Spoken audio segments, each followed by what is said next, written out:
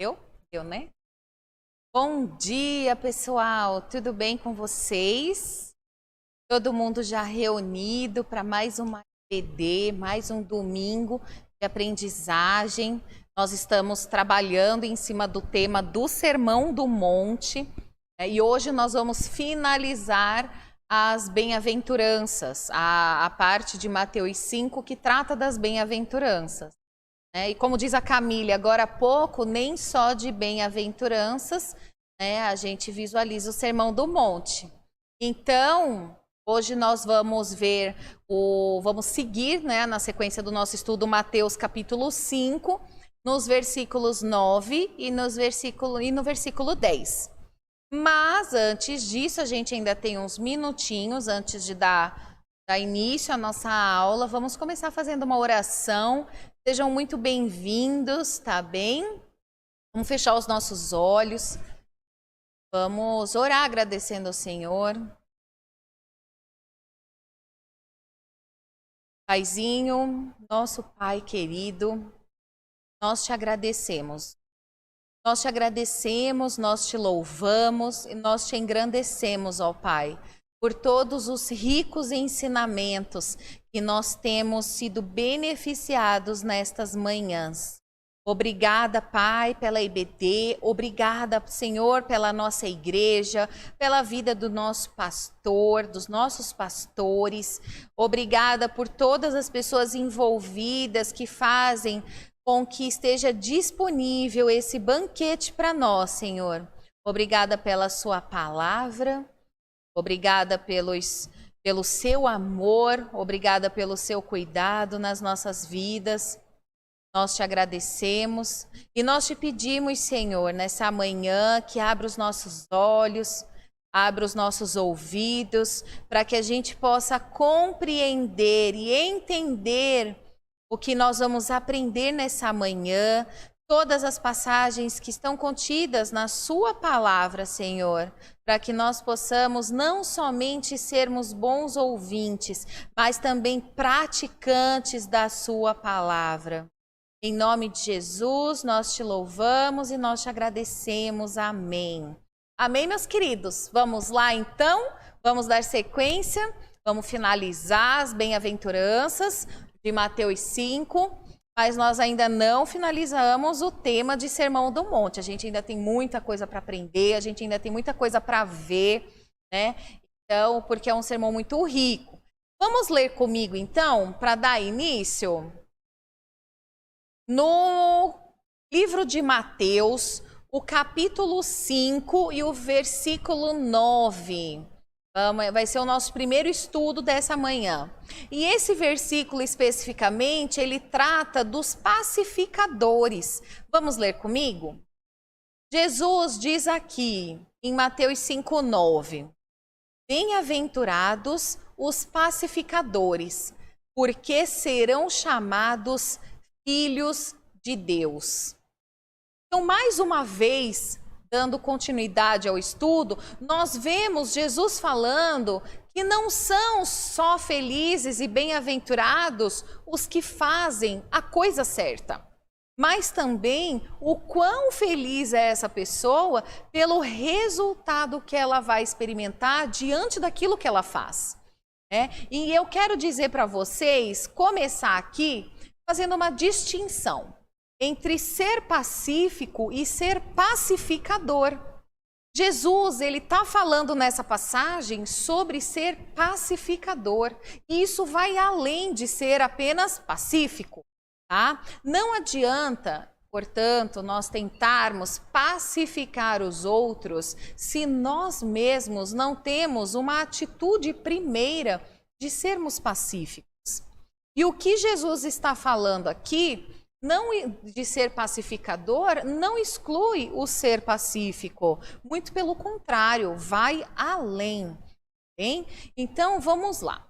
Se eu e você, nós formos, por exemplo, pacíficos, isso vem a se limitar somente a nós mesmos. Serei uma pessoa pacífica, serei uma pessoa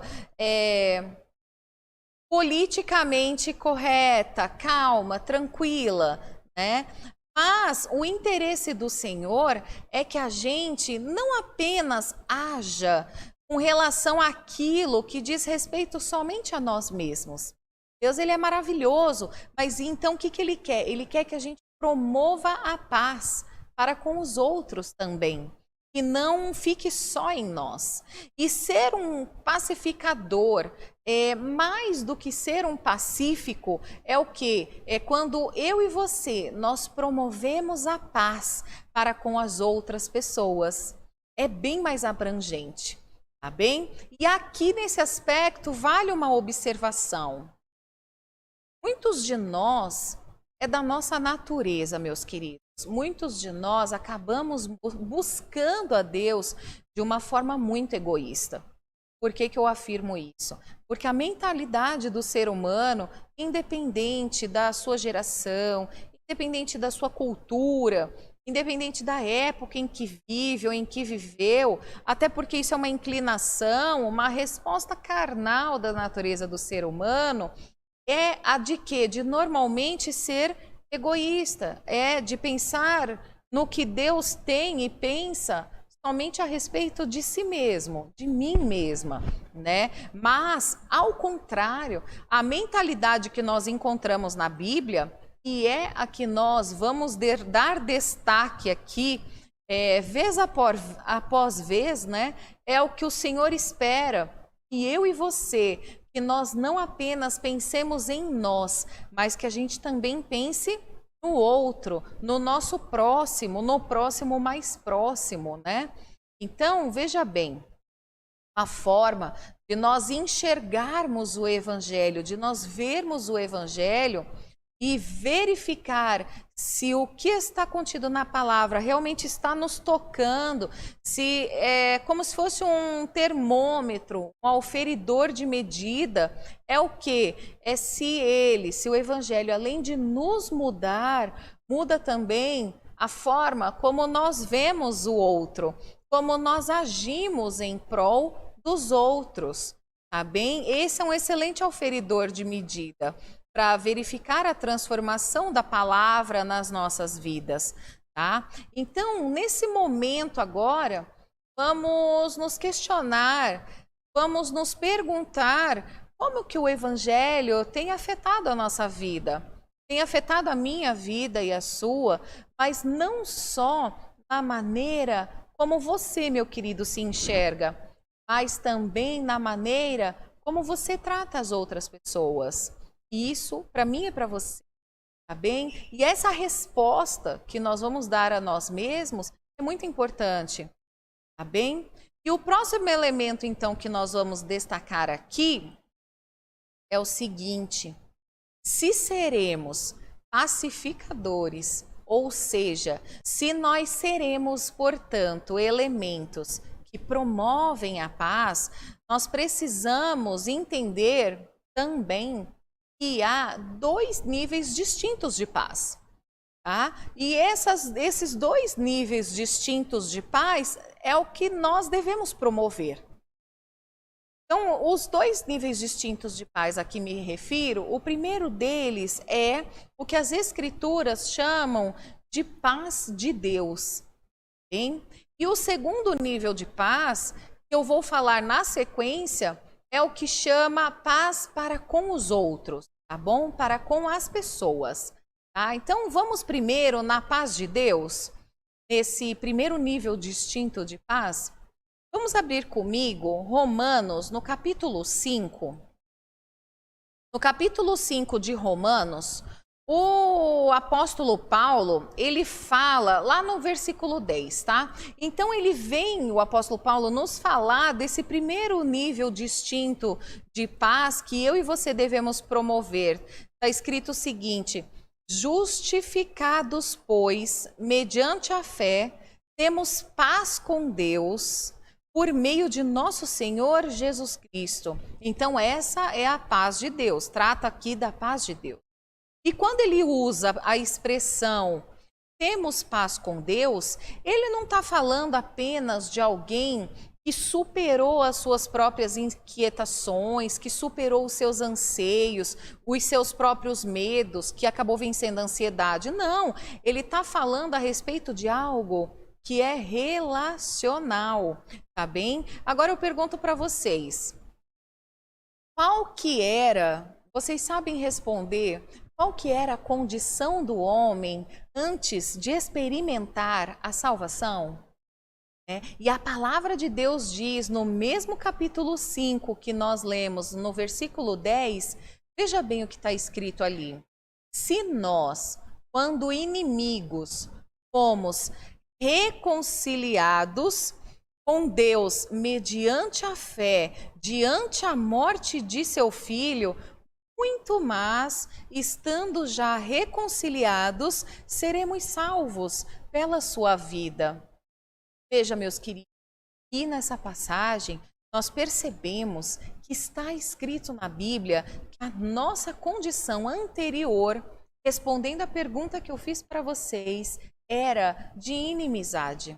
A nossa condição anterior à salvação, a condição do homem antes de experimentar a salvação era de inimizade com Deus.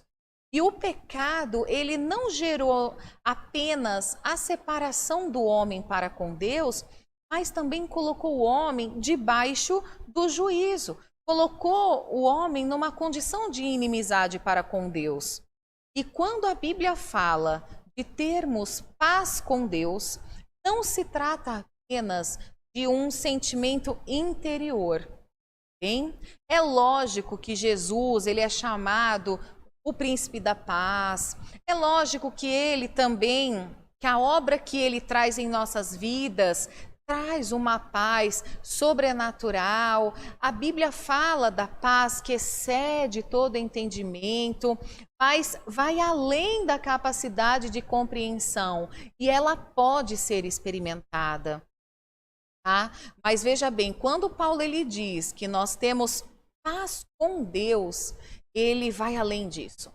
Porque ele fala de nós consertarmos um relacionamento que estava quebrado. Nesse caso, por meio do quê? Por meio de reconhecer a obra do perdão, a obra da reconciliação, da justificação que Jesus Cristo nos proporcionou por meio da cruz. Bem? Então veja, o que nós vamos aprender nessa manhã é que ser cristão, antes de mais nada, é ter paz com Deus, é uma reconciliação, uma justificação que Cristo Jesus nos proporcionou por meio da cruz, tá bem? Nós não podemos promover a paz aos outros se nós mesmos não desfrutarmos dessa paz com Deus primeiro, tá bem? Então, tudo começa a partir disso, da paz com Deus, de nós com Deus, entendeu? Da nossa condição do homem para com Deus. Então, veja, essa nossa condição que está em Romanos 10 que nós lemos era de inimizade. E Paulo, ele faz essa mesma declaração em Colossenses, no capítulo 1, o verso 21.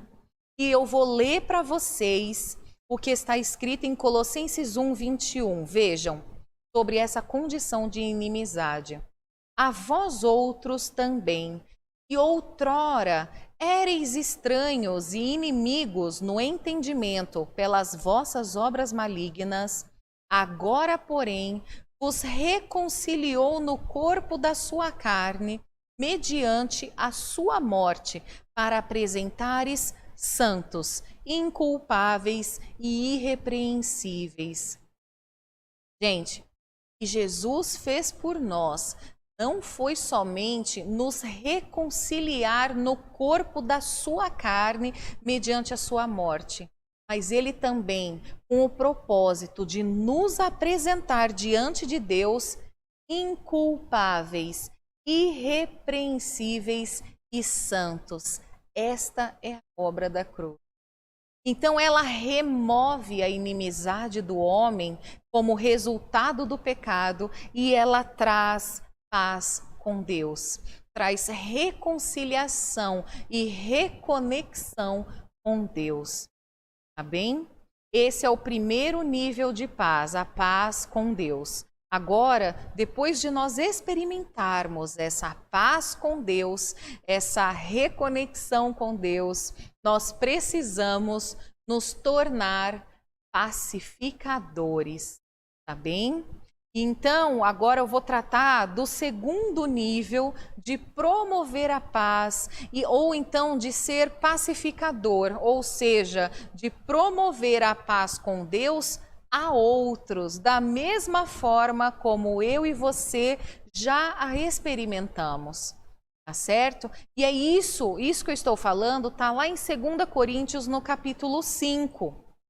Aliás, essa mensagem que está em 2 Coríntios 5, ela não deixa de ser uma mensagem que nós vamos acabar encontrando em toda a Bíblia, especialmente no Novo Testamento, que nada daquilo que Deus faz deve parar em nós, deve ficar somente em mim e em você, tá bom? De uma forma muito específica, a partir do versículo 18, vamos até o 21, eu vou ler com vocês.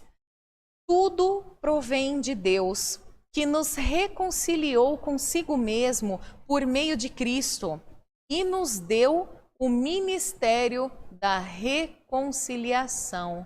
Ou seja, o que está escrito aqui é que Ele não apenas fez de nós pessoas reconciliadas com Ele, mas ao nos dar o ministério da reconciliação, que é promover a mesma reconciliação que nos tocou antes, Ele fez de nós reconciliadores, instrumentos seus.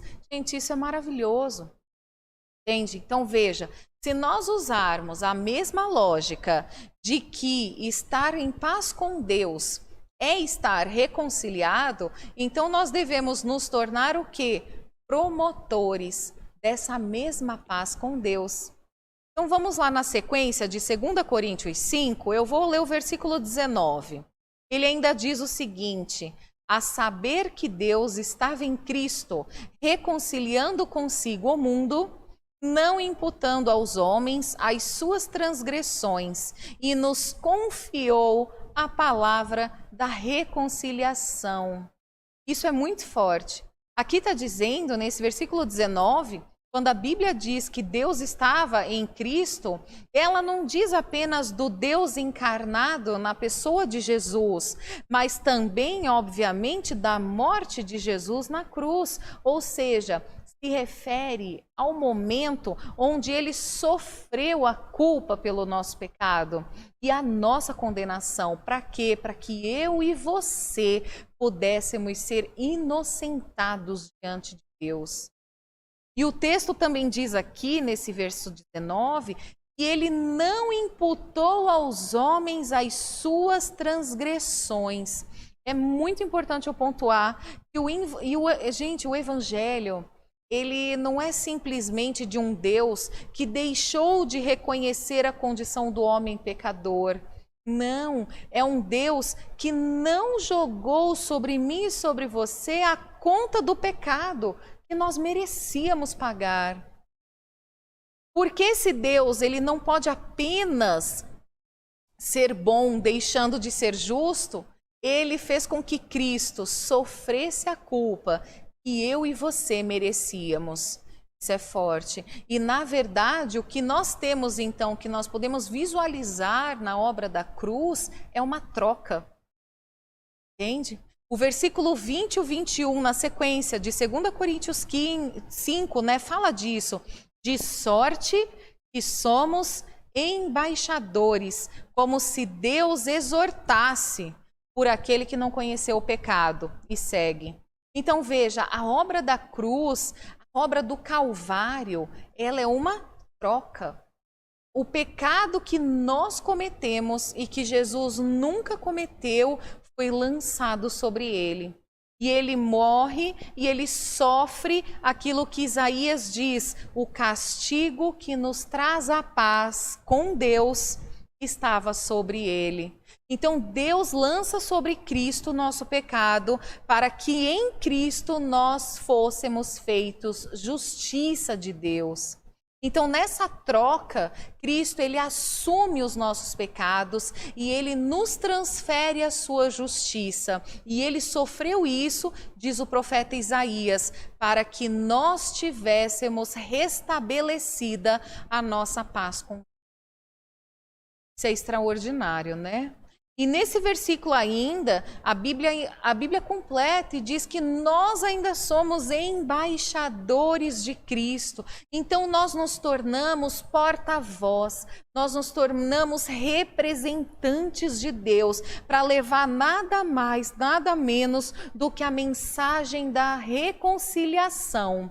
Ou então, para sermos pacificadores dos outros homens com Deus. Além de mim, não pare em mim. Eu ainda transfiro como embaixador de Cristo. Entende? Como ministro da palavra, porta-voz desta palavra, sendo pacificador do relacionamento de outras pessoas com Deus. Entendem? E duas coisas são consideráveis diante disso. Em primeiro lugar, e eu pergunto a você, meu querido, preste atenção, você já experimentou o processo de, por meio de Cristo, ser reconciliado e ter paz com Deus, deixando de estar debaixo de culpa e de condenação? Você já experimentou esse processo de reconciliação e paz com Deus? Se não, você pode experimentar isso agora mesmo. Agora, basta que você se arrependa, basta que você creia na obra de Jesus e você pode receber isso gratuitamente. Tá bem? Agora, se a sua resposta para essa pergunta foi sim, se você já está reconciliado e tem paz com Deus, eu tenho que te dizer algo. Você tem a responsabilidade de promover essa paz. Tá bem? Não viva o evangelho, e agora eu digo para mim e digo para você, não viva o evangelho de forma egoísta, só para você, meu querido. Compartilhe as boas novas da salvação com as outras pessoas. Sirva o reino de Deus. Não seja apenas um membro que senta no banco da igreja e volta para casa e se alimenta da palavra de Deus e segue a vida sem que os outros saibam que você é portador também das boas novas. Deixe as pessoas receberem de Deus através da sua vida, meu querido. Tá bem? Agora, em segundo lugar, eu também quero dizer que quando nós observamos nas Escrituras a importância de termos paz com os outros, a santificação, ela também envolve relacionamentos. Então, em Hebreus 12:14, está escrito: segui a paz com todos e a santificação. Então não basta seguir a paz com todos, tem um e em Hebreus 12:14, e a santificação. Por que eu estou falando isso? Meu querido, muitos pecados, e agora eu lembro a vocês que o pecado é a quebra de um mandamento. Então muitos pecados, quebrar mandamentos, né, são praticados quando nós erramos a forma de nos relacionar com as pessoas, quando nós erramos a forma de tratar os outros. Nós acabamos de ler aqui em Hebreus 12:14, siga a paz com todas as pessoas. Não diz siga a paz com as pessoas com quem eu me dou bem. Ele não diz siga a paz com alguns, siga a paz com quem eu vou com a cara, siga a paz. Entendeu? Ele não especifica. A palavra, o mandamento de Cristo está: siga a paz com todas as pessoas e a santificação. Então são coisas que estão ligadas. Até para alcançar a santificação em Cristo, obedecendo os mandamentos, eu preciso estar em paz com os outros, com o meu pai, com a minha mãe, com o meu pastor, com os membros da igreja que eu talvez não tenha muita afinidade. Eu preciso estar em paz com todos, tá bem? E nos 10 mandamentos, e o livro, a Bíblia é um livro de relacionamentos que nós encontramos na Antiga Aliança. 4 dos mandamentos regem a nossa relação com Deus, mas os outros 6 dos 10, a maioria, falam da nossa relação com os outros, tá bem? Então, nós relacionarmos-nos com os outros de forma apropriada é parte da mensagem que nós temos, entende? A parte da mensagem que nós vamos levar a respeito de Cristo para as pessoas, através do nosso testemunho, das nossas ações, tá bom? Então, seguindo aqui, o apóstolo Paulo, ele escreveu uma epístola, e essa epístola ela é dirigida a Filemon. E essa epístola, ela trata de uma história de reconciliação. Tá? Ele tenta trabalhar no coração de Filemon, e sua resposta devida ao escravo Onésimo, que acabou se convertendo na prisão, serviu o apóstolo Paulo. É uma linda história. E aqui Paulo, ele se põe como um pacificador, como um mensageiro dessa reconciliação, como alguém que entende essa paz que ele experimentou com Deus, e não só deve ser pregada para os outros, mas também Paulo se viu na condição de ser um promotor dessa paz, um pacificador entre as pessoas, e não aquele que lança argumentos para criar discussões com as pessoas, entende? Entre os seus semelhantes. Então veja, ser um pacificador entre as pessoas. Na palavra de Deus, meu querido, veja bem, alguns princípios, eles são muito claros.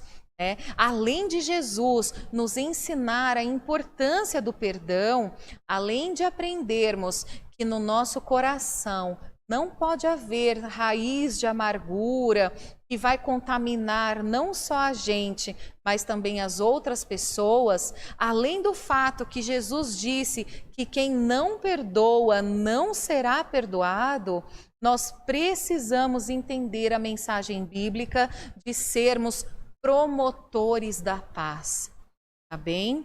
Uma coisa é não quebrar relacionamentos e não criar problemas. Então, eu pacificamente me coloco numa posição de não ferir outros, não vou brigar com as pessoas, eu vou me manter tranquilo, não vou criar desavenças, eu decidi que não vou mais criar problemas. Então, uma coisa é não quebrar relacionamentos. Outra é se transformar num solucionador ou então cooperador com Deus na solução de problemas de relacionamento que já aconteceram. Veja, então você sai de uma atitude passiva de não querer criar problemas para uma atitude ativa.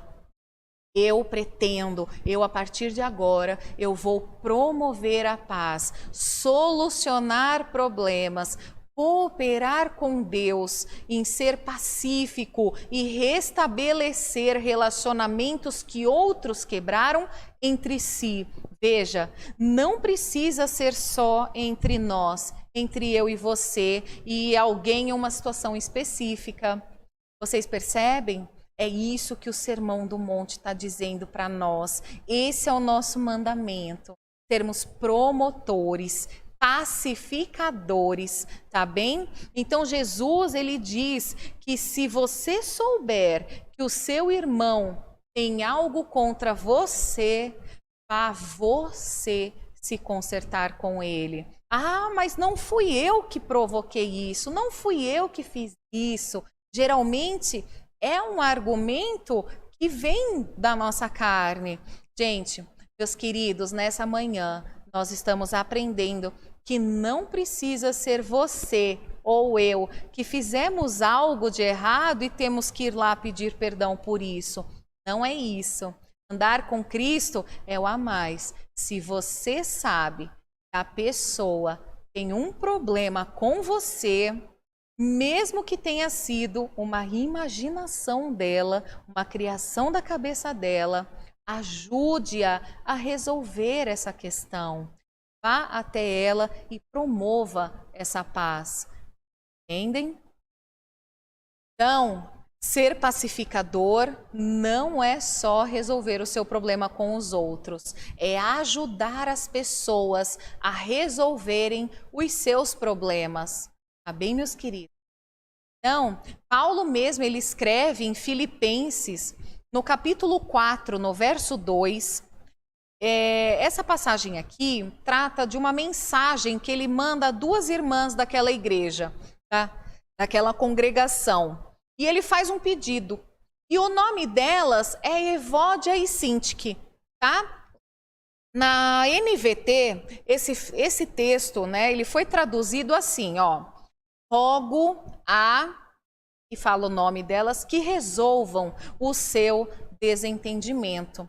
Tem outras versões que dizem, nesse Filipenses 4:2, que tenham o mesmo sentimento. Ou seja, Evódia e Sintique, elas tinham perdido a sintonia. Então, Paulo está dizendo aqui, vocês precisam ajustar isso. Então, nesse caso, ele foi um promotor da paz naquela situação. Então, nós temos que entender, eu coloquei esse exemplo somente para vocês visualizarem de forma prática e bíblica o que nós estamos ensinando, tá bem? Então, nós temos que entender que ter essa paz com Deus, meu amado, além de nos abençoar e nos colocar no centro da sua vontade, além de sermos pacificadores e levarmos outros a terem o mesmo encontro que nós tivemos com Jesus Cristo, além de ter paz com as pessoas, que é algo libertador já e algo abençoador, e promover isso entre outros, que já é um grande privilégio, e também do seu resultado, temos de compreender que isso, na verdade, nos coloca num lugar muito específico. Eu vou dizer para vocês qual que é esse lugar específico, além de todos esses benefícios. Há um resultado, e esse resultado prometido pelo Senhor Jesus, ele é muito claro. Ele diz, inicialmente nós lemos em Mateus, veja, bem-aventurados os pacificadores, porque eles serão chamados filhos de Deus. Vamos falar desse resultado agora, de sermos chamados filhos de Deus. Veja, meus amados, se só ser um pacificador fosse algo que mudasse a nossa natureza, como já mencionamos em aula anterior, a gente não precisaria da obra de Jesus para nossa salvação. Se ser pacificador já mudasse a minha natureza, eu não ia precisar de Jesus na obra da cruz para salvação. Então, quando ele diz que serão chamados filhos de Deus como resultado de sermos pacificadores, o que ele está dizendo aqui é que o comportamento de um filho é reproduzir a natureza do seu pai. Então, serão chamados filhos de Deus porque os pacificadores revelam a natureza de Deus. Tá bem? Essa é a essência que o Senhor Jesus nos propôs. Amém? Compreendemos essa parte de Mateus 5:9, muito profunda, e o real sentido de sermos pacificadores, para sermos chamados filhos de Deus e reproduzirmos a natureza do nosso Pai? Após isso, nós vamos dar sequência na segunda parte da nossa aula. E nós vamos entrar em Mateus 5 agora, no versículo 10, que trata dos perseguidores.